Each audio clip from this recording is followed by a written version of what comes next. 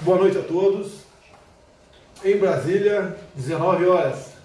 Não é a Voz do Brasil, mas é aquela live que nós temos um compromisso de toda semana, às quintas-feiras, nesse horário, entrar em contato com todos vocês do Brasil. Temos boas notícias hoje, fatos novos, temos furos, né, até de jornalísticos aqui, que nós queremos compactuar com todos vocês. Primeiro, a apresentação de quem está na mesa aqui. Lá na ponta direita, o nosso querido ministro da Educação, o Abrão Van Trombeck, tá? Vai falar um pouquinho da nossa visita hoje lá no ministério dele. Toda semana nós visitaremos um ministério para exatamente, né, aprofundar esse nosso laço de amizade e ver como trocar informações de modo que nós possamos, de forma mais direta, colaborar com o respectivo ministério e o ministério também, obviamente, se apresentar mostrando o que está fazendo. Aqui no meu lado, aqui, nosso querido André Mendonça, advogado-geral da União. Em três momentos ele vai interferir aqui falando. Tá? Um, inclusive, é um furo, tá certo? É excelente para todos aqueles que querem transparência para valer em tudo que acontece aqui no serviço público. Aqui a senhora Elisângela, nossa intérprete de Libras, e aqui na esquerda o Vitor Hugo, líder do governo. Tem o que falar sobre Previdência, tá? E bem como decretos. Ele vai se apresentar aqui a deputados, senadores, e para você também, que está na ponta da linha, né? Então ele vai falar um pouquinho sobre decretos presidenciais, que é uma coisa, só não é mais importante do que lei, tá? Está logo abaixo da lei, mas às vezes o decreto mal redigido, ou abusando, né, ultrapassando os limites, atrapalha todos. Nós estamos prontos, né, ele vai dizer por quê, a atender o público, em especial deputados e senadores, para possíveis modificações nesse decreto. Então, depois do Vitor Hugo, ele vai dar o recado dele e vai voltar aqui o nosso querido Jorge Seife Filho, que vai falar um pouquinho sobre seguro-defeso e as novidades no tocante à aquicultura, piscicultura, que era uma coisa esquecida no Brasil. A gente não pode entender como é que pode ter um país com tanta água como o nosso, né? Nós aqui não consumimos mais peixe, né? E ajudar aqueles que têm necessidade de proteínas, consegui-la através da pesca, quer seja artesanal, a pesca profissional ou a criação de peixe. Então, um assunto importante, né? Mas de maneira de passagem, hoje, 24 ou 25? 25 de abril, eu queria cumprimentar aqui os policiais civis e militares e outros do Brasil nessa operação PC-27, né, em todo o Brasil, onde quase 4.000 pessoas foram detidas. Então, um trabalho das nossas polícias que nos orgulha a todos. E dizer a todos vocês, né, há poucos dias, a imprensa noticiou que no primeiro trimestre desse ano, o número de homicídios no Brasil caiu aproximadamente 25%.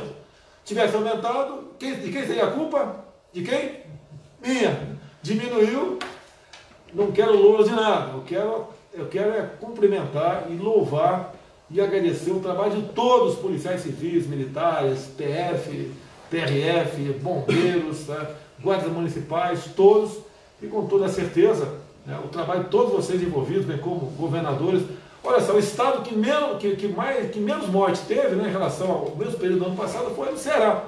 Então esteve lá presente a Força Nacional, com toda certeza o governador, que é do PT, o Camilo do PT, né, também está fazendo seu trabalho. Não temos aqui nenhum problema em elogiar o governador, independente da coloração política partidária dele, mas diminuiu o número de mortes violentas. A gente fica muito feliz com isso, com toda certeza. Tem a participação do governador também. Conversei com ele a questão de um mês e pouco atrás, daquele problema sério que tem no Ceará, e muita coisa temos em comum. E pretendemos ajudar os governadores de maneira geral no que for possível no combate à violência. E nós precisamos dos governadores, né? Ajudem o Sérgio Moro a aprovar a sua lei anticrime, o seu projeto de lei anticrime que está na Câmara dos Deputados. Então, rapidamente aqui, passando a palavra para o nosso Vitor Hugo aqui, o nosso líder do governo na Câmara dos Deputados. Bom, boa noite a todos. O presidente nos orientou a estar abertos na liderança do governo na Câmara para receber sugestões de parlamentares, deputados federais, senadores e também da população brasileira como um todo, através dos deputados ou diretamente, para alterar decretos que são como se fossem leis, mas que editados pelo presidente, assinados pelo presidente, para atualizar, para resolver problemas regionais. Então, quero só me colocar à disposição, orientado pelo presidente, para receber essas sugestões. Vai haver uma análise jurídica e o presidente se comprometeu em dar uma resposta em até 3 semanas para o sim ou para o não. O presidente fala da Previdência já? Em relação à Previdência, nós tivemos aí uma grande vitória do Brasil essa semana, com um trabalho muito interessante, muito profícuo, aí, muito feliz do Felipe Francischini e do Marcelo Freitas, 2 deputados federais que foram presidente e relator na CCJ, na Comissão de Constituição e Justiça da Câmara dos Deputados, e que aprovou a admissibilidade da PEC da nova Previdência. Tem que fazer uma referência muito especial também ao presidente da Câmara, Rodrigo Maia, que tem feito um trabalho também de articulação para que essa proposta avance, uma proposta que vai ser muito boa para o país, e também do ministro Onix, que ajudando também na articulação tem feito um trabalho muito interessante. Agradecer a todos os deputados que votaram por essa admissibilidade. Houve uma convergência muito grande, nós aprovamos com 48 votos favoráveis a 18, na última tentativa foi 31 a 20, então nós estamos avançando para construir essa nova Previdência. Vamos começar agora, para terminar, os trabalhos na Comissão Especial, e eu queria parabenizar o deputado Marcelo Ramos, um advogado do partido do PR do Amazonas, que é o presidente da comissão, e o relator, o deputado Samuel Moreira, do PSDB de São Paulo, que temos certeza farão um excelente trabalho.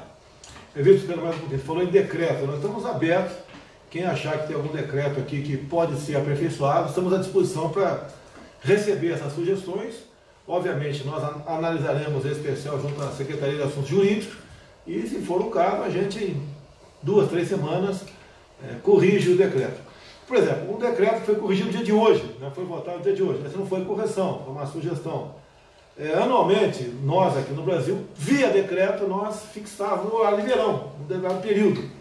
Então, por exemplo, o deputado João Campos nos procurou e trouxe argumentos pelo fim do horário de verão. Nós analisamos essa sugestão do João Campos, submetemos a apreciação do ministro da Minas e Energia, que é o Almirante Bento, e ele nos informou tecnicamente que esse horário de verão não era mais necessário, porque o pico de gasto de energia está dando atualmente por em torno de 15 horas. Então não trarei nada a redução do consumo de energia. E a parte outra tem a ver com a saúde, com o nosso relógio biológico, a conclusão do nosso pessoal que nós consultamos nesse sentido, que esse 1 hora, para muita gente, atrapalhava o seu desempenho, ou seja, atrapalhava a sua vida, ele ficava mais cansado no horário que devia estar trabalhando, e tinha problema. Então, a decisão nossa, não só ouvindo o João Campos, bem como todos os parlamentares que estiveram até presentes hoje por ocasião da votação do decreto, que eu faço questão de citar o nome aqui, então nós assinamos com esse pessoal que tinha proposta nesse sentido, que é o Charles Fernandes, da Bahia, o Luiz Nishimori, do Paraná, Luiz Ovando, de Mato Grosso do Sul, e o delegado Valdir, de Goiás. Então, esse ano, não teremos horário de verão. E do que depender da gente, e da população, que todas as pesquisas que fizemos na internet, dava sempre acima de 70% o número de pessoas que votaram pelo fim do horário de verão. Mais uma coisa? Não só. Obrigado aí. Me permite a brincadeira, o homem do fundo do mar aqui, o nosso Jorge Seita, daqui a pouco ele vai falar aqui do lado aqui. Eu vou passar agora, tem 3 intervenções aqui do nosso querido André Mendonça, que é o ministro da Advocacia Geral da União. O que é quando você procura um advogado, para que é? É para te defender. Quem é que defende a mim e os poderes legislativo e judiciário no primeiro momento? É o nosso André Mendonça aqui. Deixo claro que essa questão no Supremo, que eu ia falar agora, que envolvia uma censura, a revista Cruzoé, que não tem nada a ver com o mérito da questão, nada a ver. Ele estava defendendo lá, como advogado geral da União, o direito de o ministro do Supremo propor, abrir um inquérito, levando-se em conta o regimento interno. Então, nada a ver com mérito. Ele foi muito criticado. Alguns acharam que eu havia determinado para ele, quer dizer que aqui não tem patrão e empregado. Nós estamos na mesma função, nós estamos no mesmo barco, tá certo? E eu havia determinado que ele defendesse, então, a decisão do Supremo de instalar um inquérito no tocante ao publicado pela revista Cruzeiro. Esse assunto, prossiga, fale. Presidente, obrigado pela oportunidade de estar aqui hoje, a você que nos assiste. É uma oportunidade de esclarecer. Há uma confusão. Muita gente pensa que a AGU só defende o Executivo. Não é verdade. A AGU, pela Constituição, tem que defender o Executivo, o Legislativo, o Judiciário, o Tribunal de Contas da União, o próprio Ministério Público Federal. Nós, por exemplo, hoje representamos e defendemos o Deltan Dallagnol numa ação de indenização em que o ex-presidente Lula moveu contra ele. A AGU que faz a defesa do Deltan. E no caso do Supremo, nós não entramos no mérito para saber se havia uma censura ou não. Não era papel da AGU. A AGU não atua no inquérito. Quem atua no inquérito é na área criminal. A AGU ela foi intimada para se manifestar no sentido de analisar se o presidente do Supremo pode ou não instaurar um inquérito. E é nesse sentido que nós nos manifestamos. Como o regimento interno do Supremo tem força de lei e o regimento prevê que o presidente pode instaurar um inquérito, nós fizemos a manifestação nesse sentido. E o que nós esperamos é que o Supremo, em breve, possa definir isso com mais clareza, para que toda a sociedade tenha a resposta final do próprio Supremo Tribunal Federal. Então foi nesse sentido que nós nos manifestamos. É consenso de todos que a liberdade de imprensa é um valor inegociável. E nós não entramos nessa questão. E o próprio ministro Alexandre de Moraes reconheceu e revogou a sua própria decisão. Então foi uma manifestação técnica num dever institucional e constitucional que a AGU tinha que fazer naquela situação específica. Parabéns, e mais duas oportunidades ele vai falar. Essas outras são novidades aqui que com toda certeza você vai gostar da notícia aqui. Recebi hoje pela manhã a menina Yasmin, de 8 anos de idade, a mesma idade da Laura. Você se lembra, por ocasião da Páscoa, que nós comemoramos aqui, quando eu cumprimentei a garotada, em dado momento eu perguntei ali, né? Quem é Palmeiras aí? Quem é palmeirense? Tá? E a menina falou que não era, e não me cumprimentou, obviamente. Ela é flamenguista, tá? E lamento o Flamengo ter perdido ontem o jogo 2-1, lamento, tá certo? E como brasileiro, torci para o Flamengo, pode acreditar que é verdade aí. Então, recebi a visita, apresentei com a camisa do Flamengo, está presente o pai, a mãe, tinha uma advogada também. E no sábado, né, nós visitaremos lá na estrutural, está previsto, a família da menina, porque ela sofreu realmente muito. Porque teve muita gente que entendeu que ela não tinha educação ou não me cumprimentar. Outros não gostaram porque o pai falou publicamente que votou em mim. Então, essa confusão toda sobrou para uma menina de 8 anos de idade.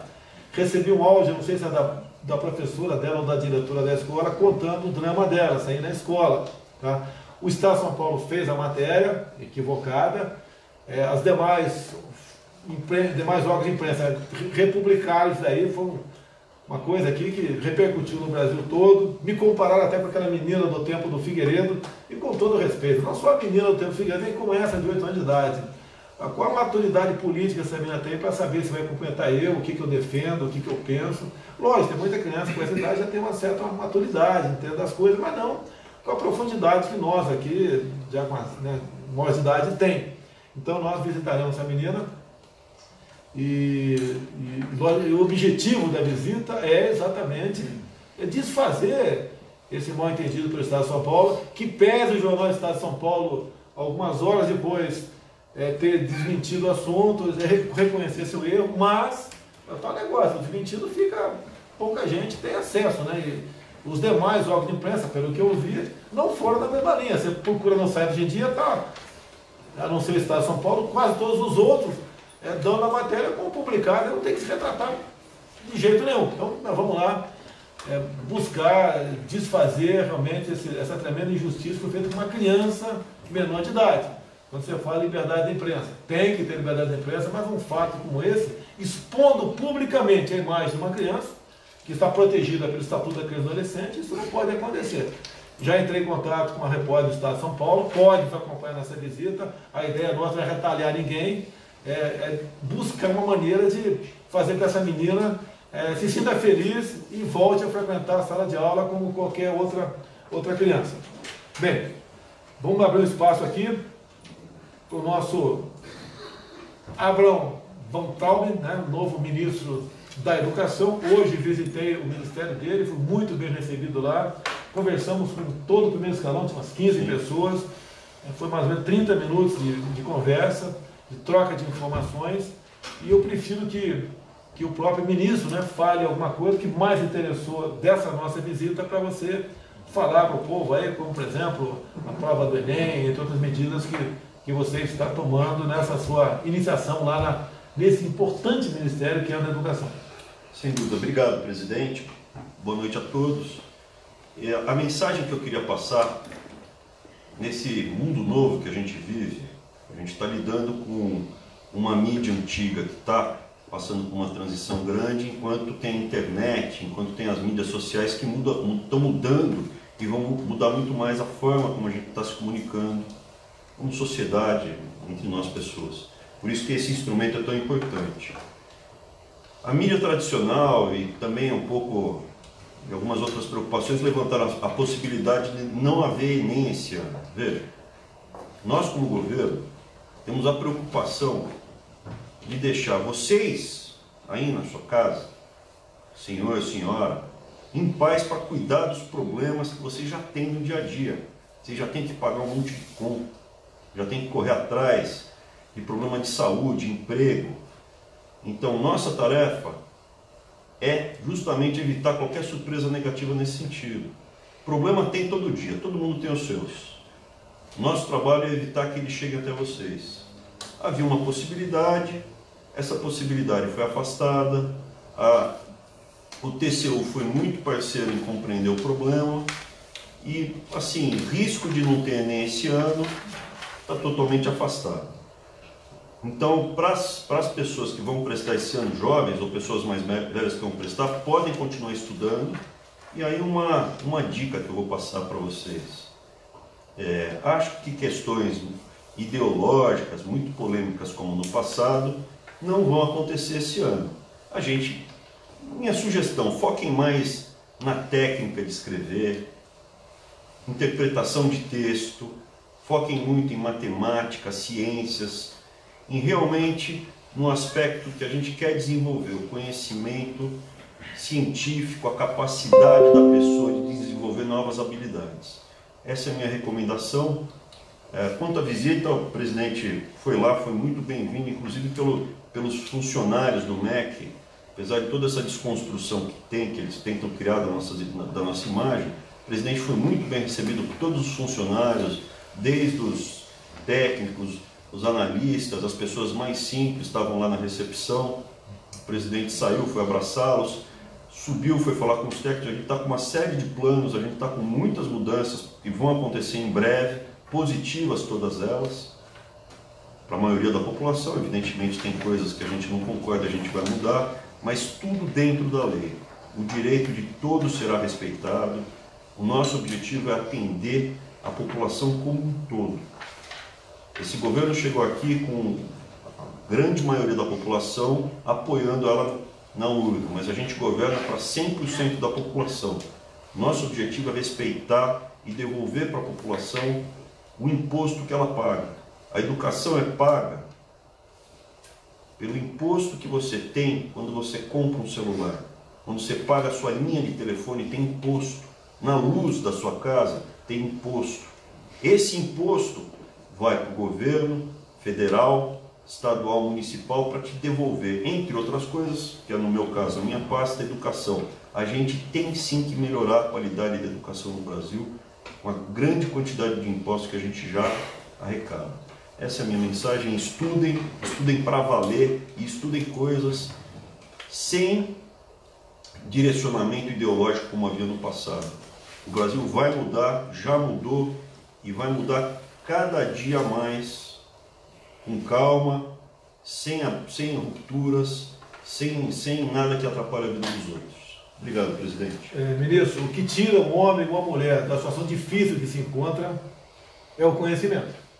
O que nós queremos que na ponta da linha, né, os nossos filhos sejam melhores do que nós.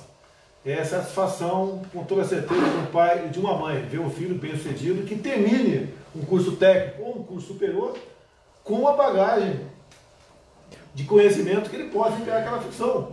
Em grande parte, hoje em dia, uma parte considerável, tem muita gente terminando aí um curso superior para botar um papel na parede escrito apenas diploma. Isso não é o importante. O importante é a pessoa realmente saber fazer aquilo. Deixo claro que no passado eu fiz um curso técnico, né, eu estava nativa no Exército Brasileiro ainda, para consertar televisão e geladeira. Até uma vez encontrei um colega mais moderno no curso, ele perguntou: o que você está fazendo aqui? Eu falei: o mesmo que você, pô. Tá? Não vim aqui para fazer nada a não ser isso daí. Por que eu fui fazer esse curso? Porque o tenente do Exército não ganhava bem, tá ok? E eu ficava revoltado quando estragava a geladeira, o cara lá em casa e cobrava de mim o equivalente a um dia de trabalho. Então eu fui aprender a consertar a geladeira, que com todo respeito aos profissionais, não tem dificuldade, bem como máquina de lavar roupa. Digo mais, ao prezado ministro Abrão, se eu hoje em dia fosse exercer essa profissão aí fora, eu ia ganhar muito, mas muito mais do que gente que tem um curso superior, com todo respeito ao curso superior que fez. Presidente, eu concordo 100% com isso. E acho que a função do governo é respeitar o dinheiro do pagador de imposto. Então, o que a gente tem que ensinar para as crianças, para os jovens, são, primeiro, habilidades de poder ler, escrever, fazer conta. A segunda coisa mais importante, um ofício que gere renda para a pessoa, bem-estar para a família dela, que melhore a sociedade em volta dela. O Japão, que é um país, na nossa viagem a gente viu isso, presidente.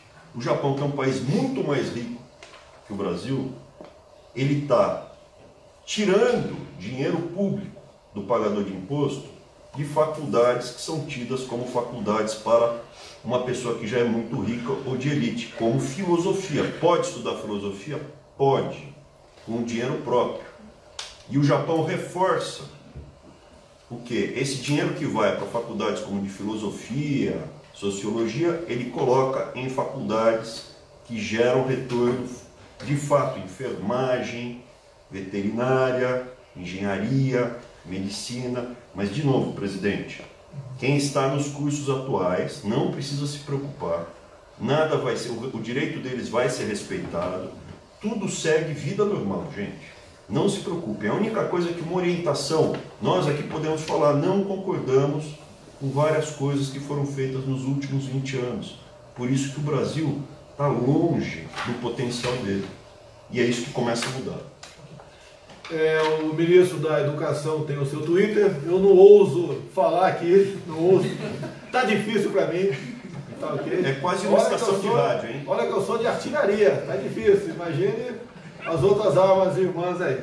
E já que ele falou em Japão, tivemos lá, nós vamos estar no Japão daqui a algumas semanas, no encontro do G20, e já estou me preparando, que na vez passada não consegui. Eu quero comprar bijuteria de nióbio.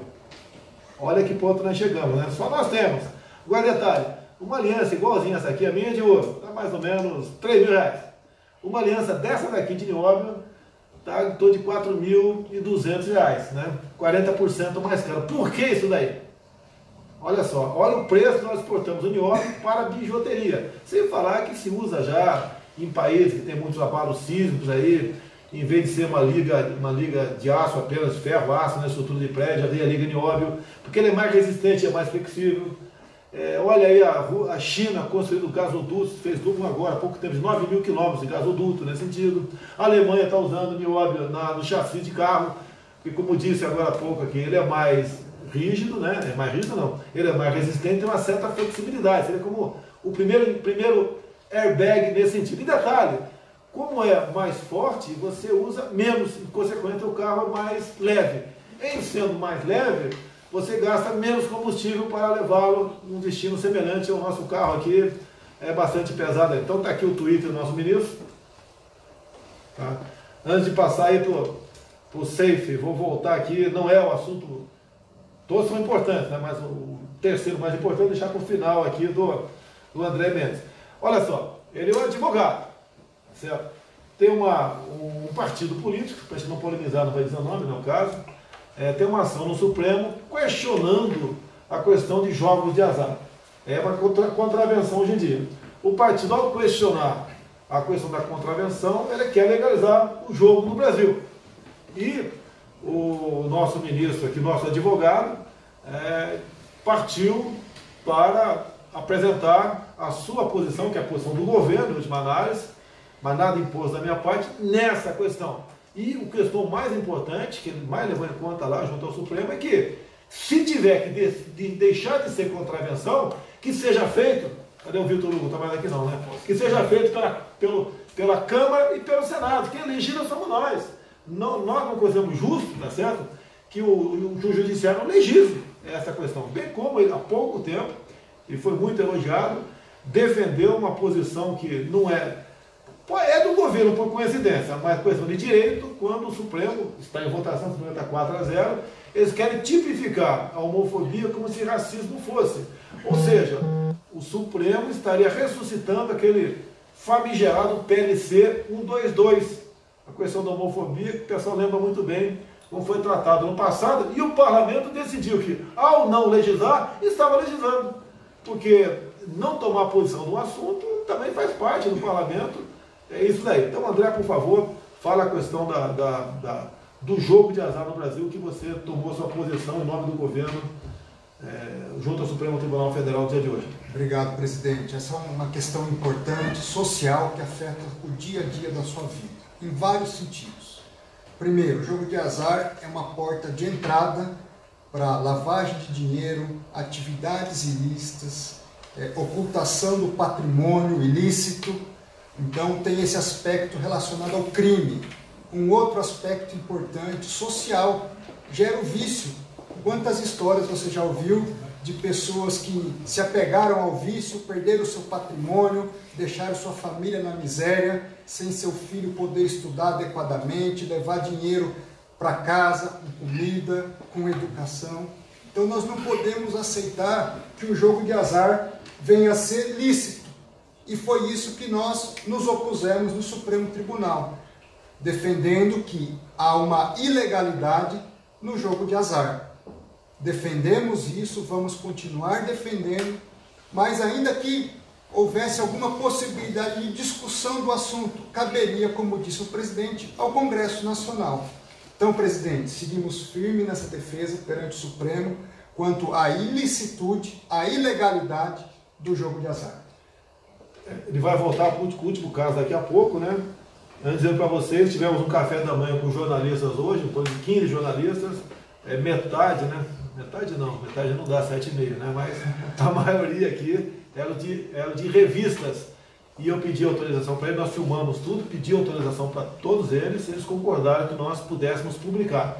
É quase 1 hora de bate-papo, nós estamos acertando aqui com o Carlos, aqui, que tem o canal nosso YouTube, para publicar isso daí. Quem tiver tempo, acho que vale a pena para conhecer um pouquinho do jornalismo, foi uma conversa bastante saudável, salutar, foi excepcional. E também, né, a primeira pergunta, logo no começo, uma jornalista, uma senhora, perguntou o seguinte: por que você está há 3 dias sem o Twitter, sem o Facebook, etc. O Carlos está bloqueando, está censurando você? Eu falei, a resposta foi a seguinte: olha, até há pouco tempo vocês estavam massacrando, dando pancada em mim, dizendo que eu devia governar e não ficar no Twitter. Fiquei agora 3 dias sem o Twitter, está reclamando que quer que eu volte? Bem, sem problema nenhum com o Carlos, tem sua posição, tem sua liberdade para expor as suas ideias no Twitter, onde for, assim como outra pessoa qualquer. Então vale a pena, quem tiver tempo, né, assistir isso brevemente no nosso canal do YouTube. Vou passar agora para o jovem, que até o momento foi a única indicação minha sem ser ministro, né, para a secretaria, nosso secretário da Pesca, que vai falar um pouquinho sobre novo cadastro nacional de pescadores. Aquela história do seguro defeso. Tem muita fraude aí. E nós temos um compromisso de combater a fraude. Ele vai falar sobre isso aí melhor do que eu. Seife, bora aí. Nosso querido presidente, nosso capitão, muito obrigado pela oportunidade. Pessoal, Na semana passada o presidente levantou essa questão que nós estamos tratando desde o primeiro dia de governo, que é a questão do seguro-defeso, né? Lá atrás, desde 2014, e foi repetido os testes em 2017, as estatísticas, as pesquisas, a CGU, Controladoria Geral da União, detectou que de 66% para mais são fraudes os recebedores, ou seja, as pessoas estão recebendo um benefício que não lhes cabia direito. Nós queremos, né, tirar algum benefício do pescador? Não, nenhum benefício nós queremos cortar, que isso fique bem claro, mas óbvio que nós, pegando carona com o que o nosso ministro da Educação, Abraham, falou, nós queremos respeitar o dinheiro público, respeitar os impostos que o brasileiro paga. Não é possível que num programa social, no mínimo 66%, seja fraude. É dinheiro nosso indo para o ralo, indo para pessoas que não são pescadores. Então o que acontece? Um grupo liderado pela CGU, envolve outros órgãos do governo federal, a saber, INSS, Ministério da Economia, a nossa Secretaria de Aquicultura e Pesca, inclusive Ministério da Justiça, Polícia Federal. Então está sendo feita uma força-tarefa, estudos, né? Porque infelizmente no velho Brasil, desde 2014 a CGU estava falando, olha, tem problema nesse benefício, vamos corrigir. Olha, tem 2017, ou seja, 3 anos depois, voltou a repetir a mesma informação. Então o assunto não é novo, não é um assunto do governo Jair Bolsonaro, é um assunto antigo que simplesmente nós estamos tratando com respeito à questão dos impostos brasileiros. Então o que será feito? Nós estamos fazendo um novo sistema, ele fica pronto aí até início de junho, tá certo? E esse sistema nós faremos um recadastramento nacional dos beneficiários do seguro-defeso. Muitas pessoas essa semana, depois da live, na semana passada do presidente, entrou em contato com a nossa secretaria, através também das redes sociais, falando, olha, eu recebo seguro-defeso, mas eu não quero estar ilegal, não quero fazer coisa errada. Como é que eu sei se eu tenho direito ou não a seguro-defeso? Então, uma dica bem simples e bem fácil para você saber se você tem direito ao seguro-defeso. A sua principal economia é a pesca, você é pescador, você é pescador artesanal, você depende da pesca para viver? Ou você é médico, né, como nós vimos aqui no banco de dados, é médico, é dentista, infelizmente aí militares, prefeitos, vereadores, mecânicos, uma série de pessoas, inclusive existem colônias de pescadores, pasmem vocês, em lugares que o pessoal não tem nem água para beber. Então nós precisamos tratar. Para vocês terem ideia, eu acho que o trabalhador mais jovem do Brasil é pescador, porque nós temos no nosso cadastro pessoas com 7 anos de idade recebendo seguro-defeso, e eu acho que a pessoa mais velha do mundo é brasileiro e é pescador também. Tem uma pessoa lá no nosso cadastro com 148 anos de idade recebendo seguro-defeso. Isso seria cômico se não fosse trágico, se não fosse desrespeito com o dinheiro público. Então faremos esse recadastramento, né? E queremos dar oportunidade, não queremos fazer caça às bruxas, não queremos trazer problema para o cidadão de bem. Muitas pessoas foram induzidas a receber, a se inscrever no seguro-defeso. Não é o nosso objetivo. São 3 bilhões de reais, quase 3 bilhões de reais, do dinheiro do brasileiro, que podia estar construindo estrada, podia estar construindo hospitais, creches, tantas coisas que nós carecemos, ou investindo na aquicultura, na piscicultura, em tantas coisas que estão indo indevidamente para as pessoas. E, capitão, existe ainda um aspecto ainda mais nocivo da questão do seguro-defeso. Ele conta para tempo de aposentadoria, ou seja, pessoas hoje estão recebendo seguro-defeso indevidamente, 66%, e depois, lá na frente, na velhice, ainda vão gozar da aposentadoria com que não tinham direito. Então, nós estamos fazendo o cadastramento.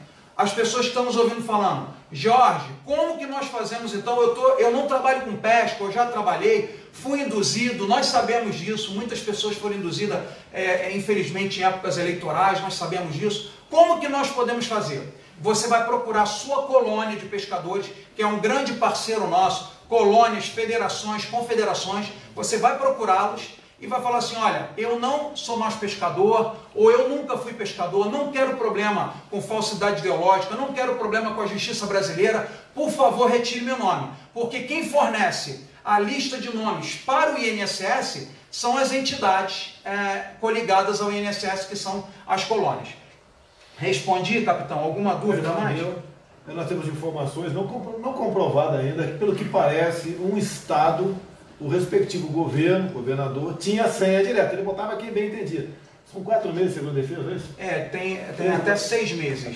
Vamos fazer de conta que são 4 meses. Então, uma família com 3 pessoas, entrando no seguro-defesa, tá, passa a ganhar o equivalente a um salário mínimo durante o ano todo.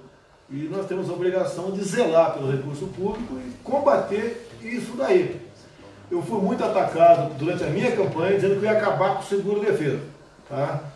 E, por coincidência ou não quero entrar em detalhe aqui, mas eu perdi apenas num estado do Brasil, tirando a região Nordeste, perdi. E exatamente nesse estado que eu perdi as eleições lá, é o estado onde tem o maior número de concentração de beneficiários do seguro-defesa. Então você pode ver, usa-se inclusive dinheiro público. Se eu pago R$10 para você votar em mim, por exemplo, tá? Alguém me filma aí, paguei R$10 para votar em mim para candidato a vereador. Com toda certeza eu vou perder meu mandato. Agora, gente, gasta, está quase 3 bilhões a despesa. Quase 3 bilhões. Está quase 3 bilhões a despesa com seguro-defesa, ou seja, quase 2 bilhões é fraude, e com essa grana se comprava, muita gente se comprava assim, eleição ou reeleição para vereador, deputado federal, senador. Digo mais ainda, Paraty, Rio de Janeiro, quando deu aquele episódio comigo lá atrás, que me acusaram lá de crime ambiental, que eu fui autuado num dia e hora que eu tinha metido o dedo no painel de presença aqui em Brasília, então eu não estava lá. Teve uma confusão, teve um vereador de Paraty que me atacou muito, e eu, de modo errado, ele levantei que esse vereador em Paraty, acreditem, você não vai acreditar agora, assim, criou um seguro-defesa municipal. Então o pessoal de Paraty, quem porventura recebe um seguro irregular, está até duplicado, o da União e municipal, eu não quero problema para vocês. Nós queremos é que acabe aí essas pessoas que porventura estejam recebendo seguro-defesa de forma irregular. Capitão, só para complementar uma pequena informação que eu acabei me lembrando. Pessoal, 70% hoje dos brasileiros usam internet. 70%, essas são as estatísticas. No entanto, o pessoal de pesca, de ribeirinhos, pessoal nos rincões do Brasil, muitas vezes não tem conhecimento, não tem acesso à tecnologia. Então, muitas pessoas também estão perguntando, e quem vai fazer esse cadastro? O cadastro será mediante as colônias, federações, confederações, e no futuro você também vai poder, o pescador vai poder fazer o seu autocadastro. Hoje, quando você vai declarar seu imposto de renda, você não pode fazer, seu advogado, seu contador, seu irmão, no futuro, mas um futuro breve, não estou falando um futuro muito distante. Ainda esse ano o pescador também poderá fazer, se assim o preferir. Mas nós, enquanto governo federal, permaneceremos com os convênios, com as colônias, federações e confederações, com um único detalhe: nós começaremos o recadastramento pelas colônias, federações e confederações, que por sua vez tem que voltar a fazer as atas de reunião, tem que fazer as diretorias de novo, todo o rito, que eu não sei de cabeça, mas vocês bem o sabem, porque existem algumas dessas entidades que não fazem suas eleições e não têm sua diretoria eleita há muito tempo. Por que nós vamos começar o cadastro por essas entidades? Porque elas serão responsáveis pelas pessoas que forem beneficiárias. Então, a pessoa que se declarar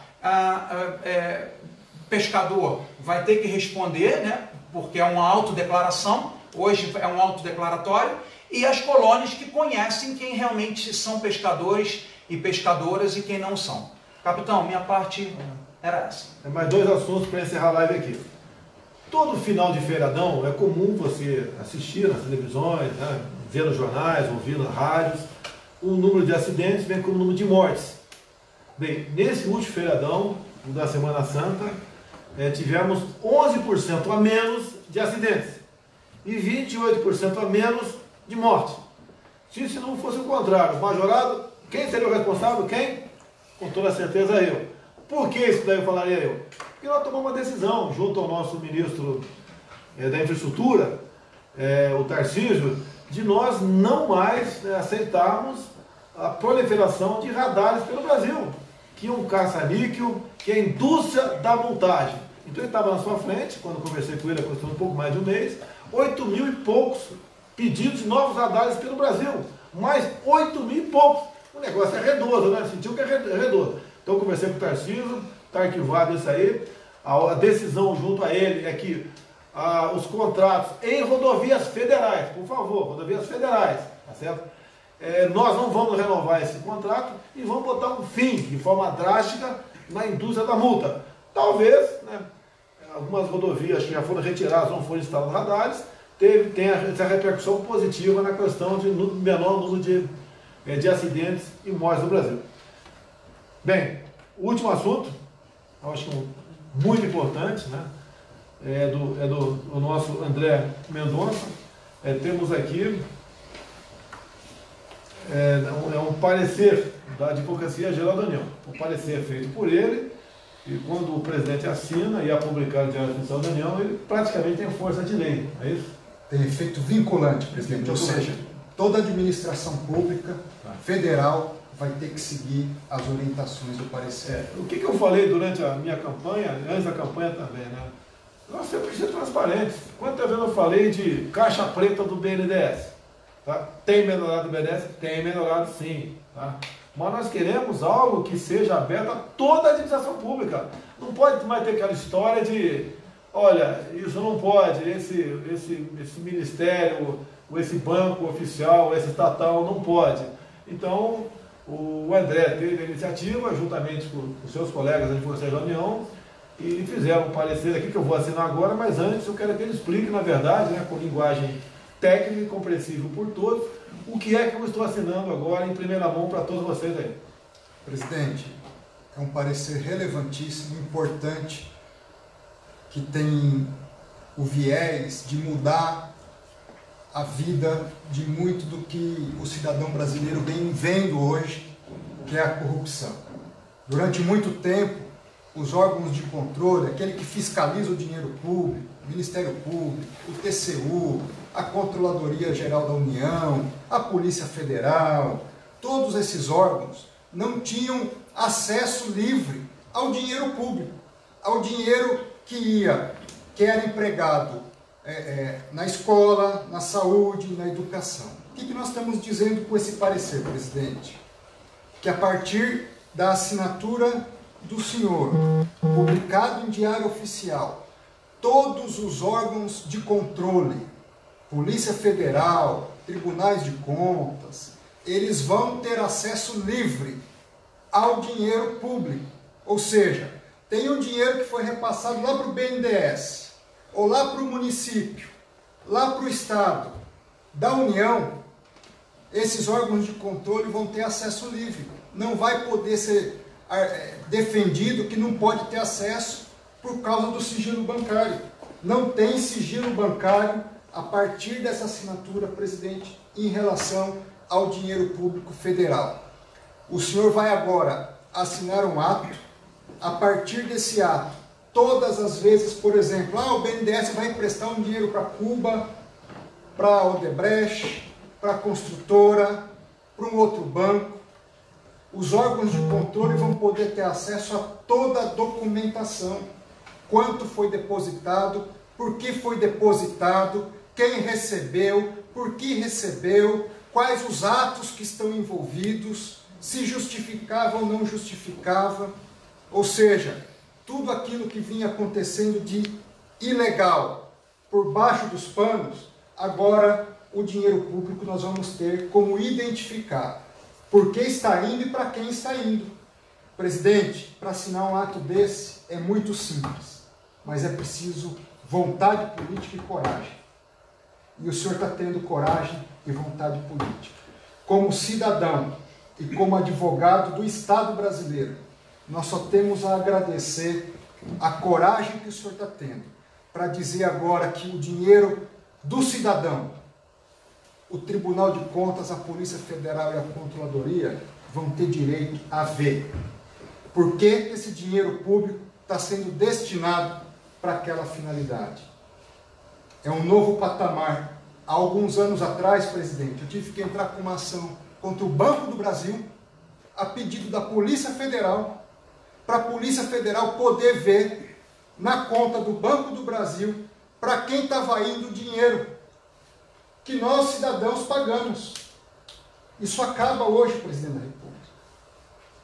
Muito obrigado, como cidadão brasileiro, por essa determinação do senhor. Prezado André, parabéns a você e, por favor, extensivo a todos os servidores da Advocacia Geral da União. Com muito orgulho e satisfação, eu uso aqui a minha compacto para assinar um documento tão importante como esse.